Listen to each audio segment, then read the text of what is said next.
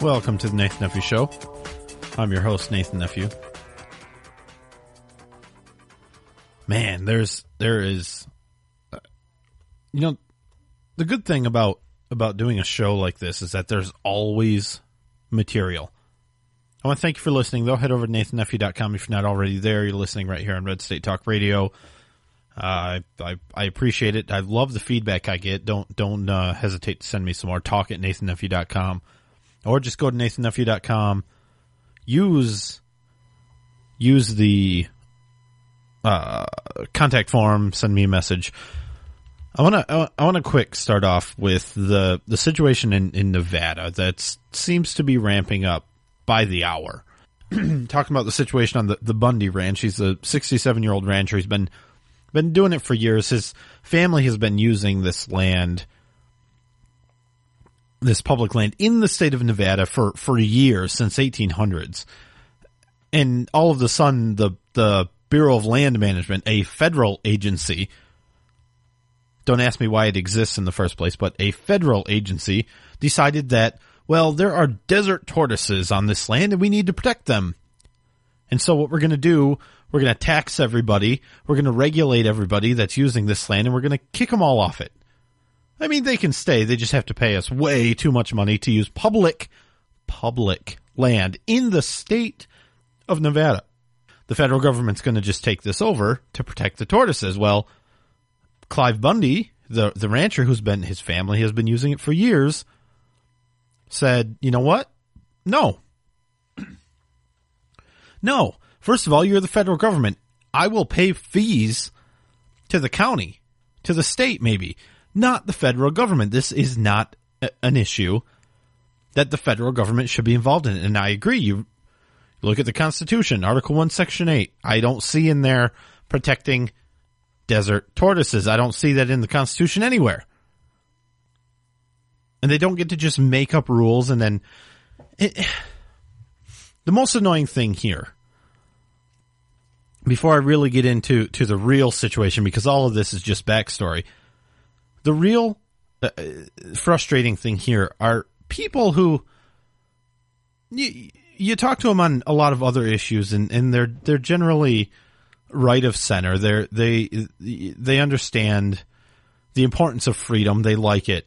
But then you get an issue like this, and they say, "Well, but the law was passed, 20 years ago or whatever. The ruling was made, and so he has to follow it." And a court ruled on it. A court already. We became.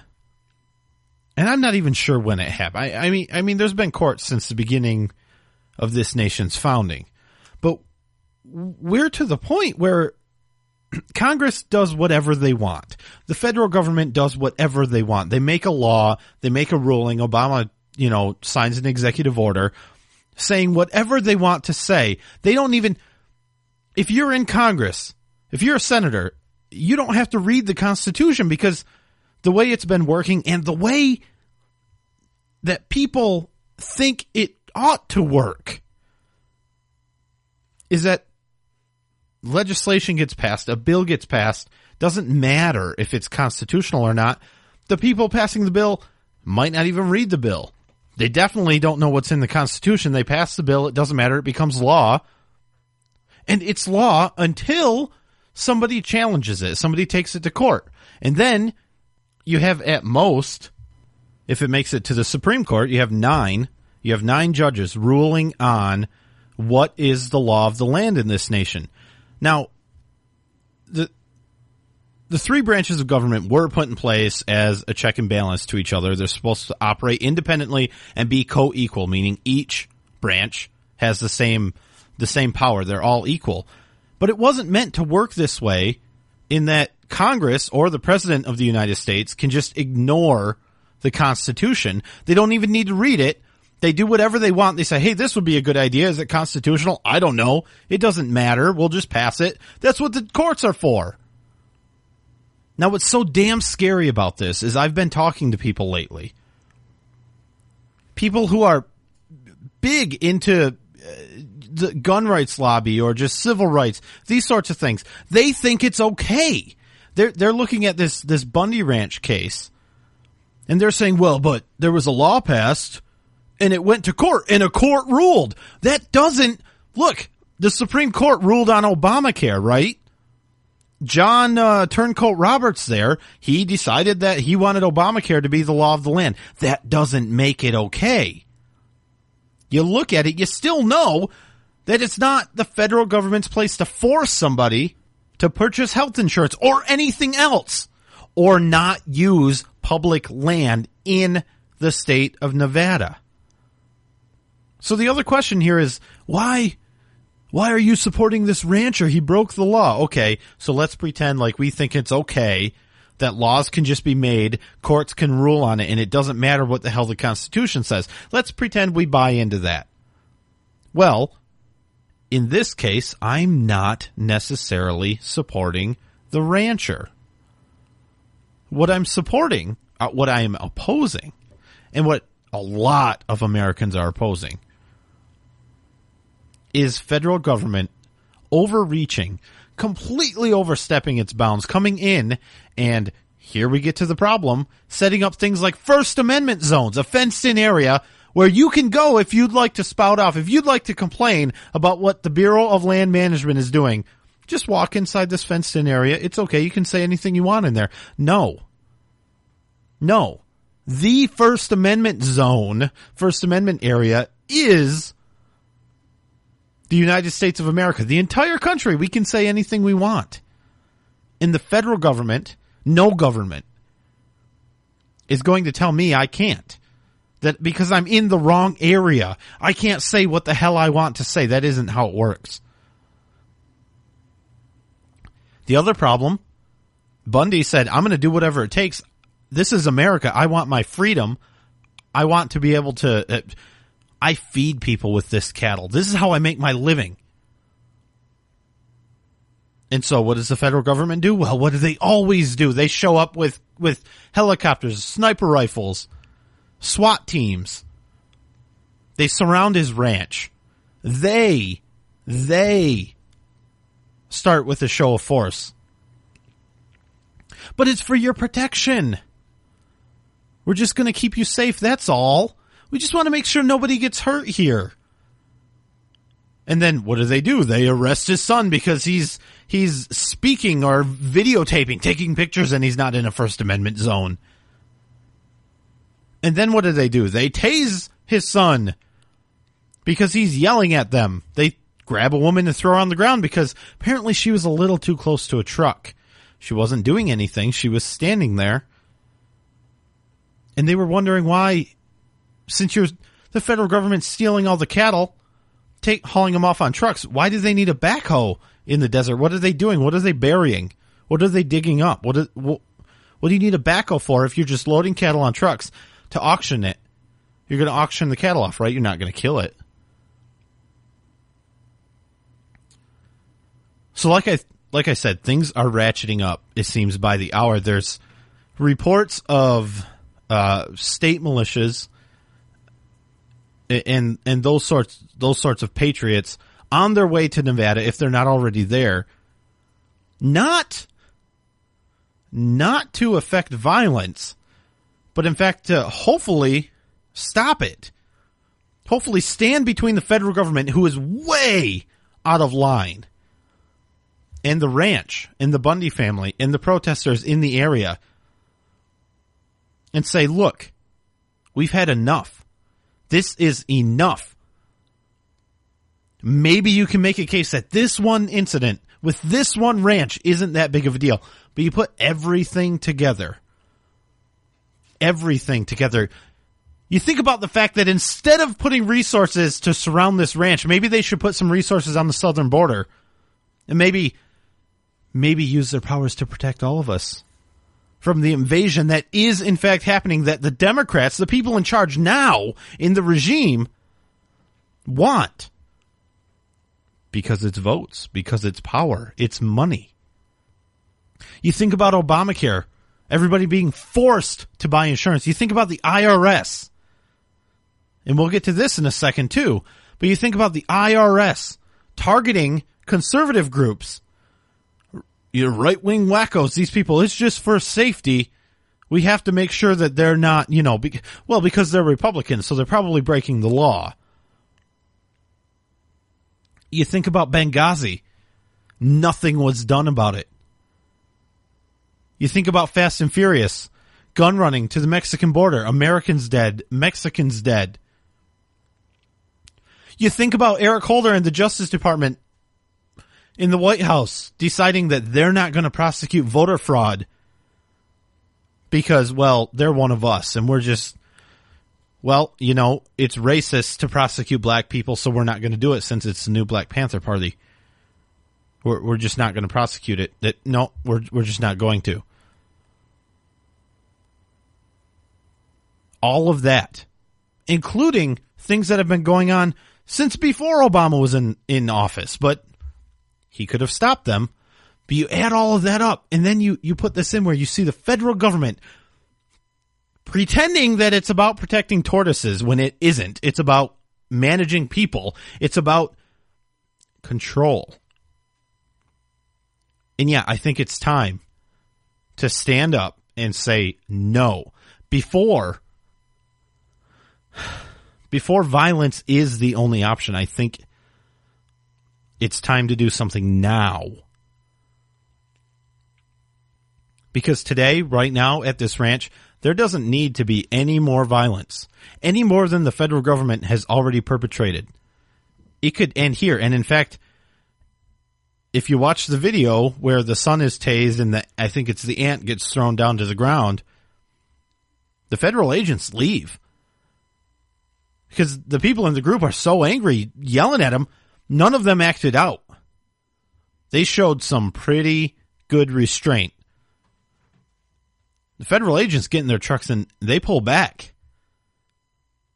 So maybe if they go all the way back to Washington and stay there, maybe shutter their doors and not come back into work on Monday, that'd be great. Maybe if they just leave people alone, then maybe we won't have to worry about this sort of thing. All right, I'm going to take a quick break. NathanNephew.com. Look me up on Facebook. Send me a message. Let me know what you think. What do you think about the Bundy Ranch? I know a lot of people aren't really supporting him because, he did break the law, but I think it's way, way bigger than that. I'll be right back.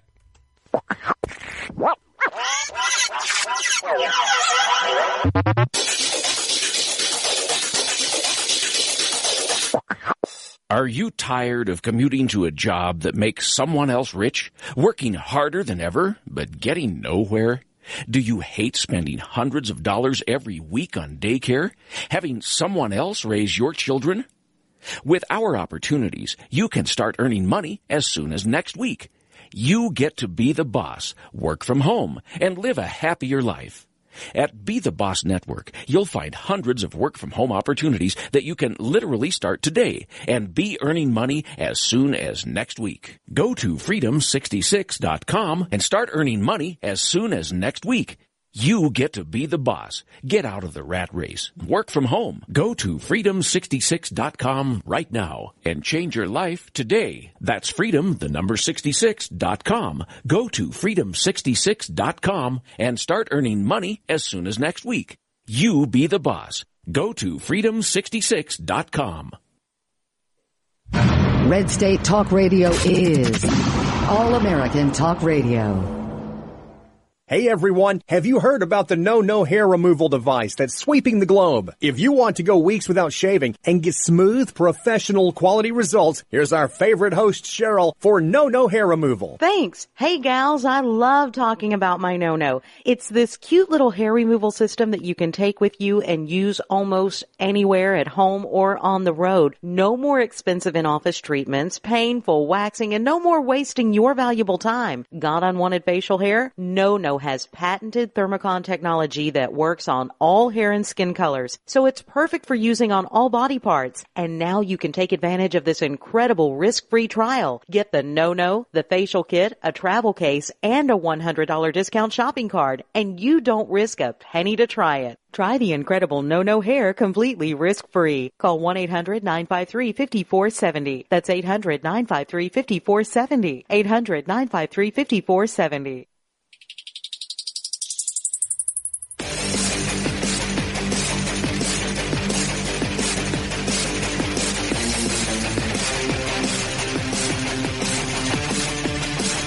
The Nathan Nephew Show. Somewhat unique. Somewhat unique? Yes, somewhat unique.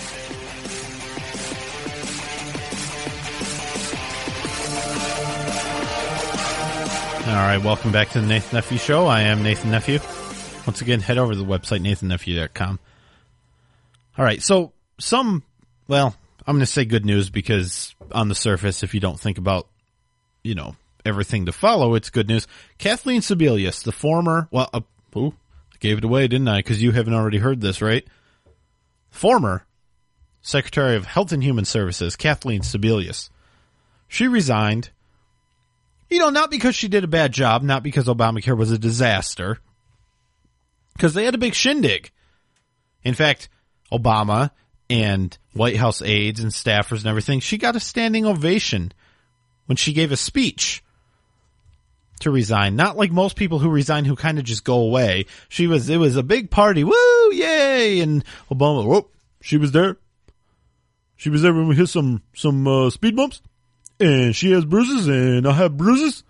And we're scratched up a little bit. But she did awesome. So thank you.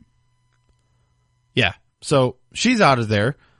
It's a distraction. Now everything that goes wrong from here on out, or that has gone wrong, can now safely be blamed on Kathleen Sebelius. Obama already took care of it. He already got her out of there. It doesn't matter if he threw a party for her or not. She's gone because Obama said so. So now any problems with Obamacare, just know, much like George Bush, who's now gone, they are Sebelius's problem. Sebelius did it. It's her fault. Clinton resigned after Benghazi. Well, so now there's nobody to hold accountable, so we might as well just forget about the whole thing. It's the same logic. Now, Sebelius, we all know about the problems that were going on with Obamacare, with the website, with the exchanges, with everything. The constitutionality, there was a small problem there too, but Sebelius can't leave without just one more screw up. The website doesn't work. Apparently neither does her speech notes because she was missing a page. And it can happen. I get it. But come on. After all of the problems and all of the testifying she had to do for Obamacare, you think she would have had her speech in line and wouldn't have had to worry about it. Lois Lerner held in contempt of Congress. So that's good. It won't do much because, as we'll hear here, the people in the White House, in the current regime, really don't care. This is Eric Holder at a hearing talking to Louis Gohmert. To do is to provide you and your staff with... Sir, I've read you what your department promised, and it is inadequate, and I realize that contempt is not a big deal to our Attorney General, but it is important that we have proper oversight. You don't want to go there, buddy. So, you don't want to go there, okay? I don't want to go there? No. About the contempt? You should not assume that that is not a big deal to me. I think that it was inappropriate. I think it was unjust. But never think that that was not a big deal to me. Don't ever think that. Well, I'm just looking for evidence, and normally we're known by our fruits, and there have been no indications that it was a big deal because your department has still not been forthcoming in producing the documents that were the subject of the contempt. All right, so that's Eric Holder, who was held in contempt of Congress, saying, oh, you don't want to go there, buddy. And then follows that up at Al Sharpton's little shindig that he has with his organization that just shakes down companies and gets money for unions and things like that. He follows up with this arrogant remark. Even in the face of unprecedented, unwarranted, ugly, and divisive adversity. If you don't believe that, you look at the way, and forget about me. You look at the way the Attorney General of the United States was treated yesterday by a House committee. Had nothing to do with me. Forget that. What Attorney General has ever had to deal with that kind of treatment? Right. What an arrogant ass. I mean, really, the Attorney General, who works for the people of the United States, he is supposed to represent the people, saying, oh, the Attorney General, they were mean, and they need to respect me. Well, Obama, who's also good friends with Al Sharpton, by the way, he was a CIA, FBI informant, one of them, FBI. So, he said he wasn't, but he was. I mean, he got caught with cocaine or whatever, and yeah, it's old news. Who cares? Obama's still friends with him. That's okay. Obama spoke today. He was the headliner. He was the big guy. And of course, he wants to talk about voter ID and how racist and how oppressive that is. But the stark, simple truth is this. The right to vote is threatened today in a way that it has not been since the Voting Rights Act became law nearly 5 decades ago. Across the country, Republicans have led efforts to pass laws making it harder, not easier, for people to vote. In some places, women could be turned away from the polls just because they're registered under their maiden name, but their driver's license has their married name. Senior citizens who've been voting for decades may suddenly be told they can no longer vote until they can come up with the right ID. In other places, folks may learn that without a document like a passport or a birth certificate, they can't register. About 60% of Americans don't have a passport. Just because you don't have the money to travel abroad doesn't mean you shouldn't be able to vote here at home. Okay, first of all, I don't know of any law that requires a passport to register to vote. I don't. So he's just making this up. This is just garbage from the President of the United States, just lies. He goes on to say that there's millions of Americans that don't have a state-issued ID that will qualify for voting. Well, first of all, I find that hard to believe. Who are the people that don't have IDs? Think of everything in your life.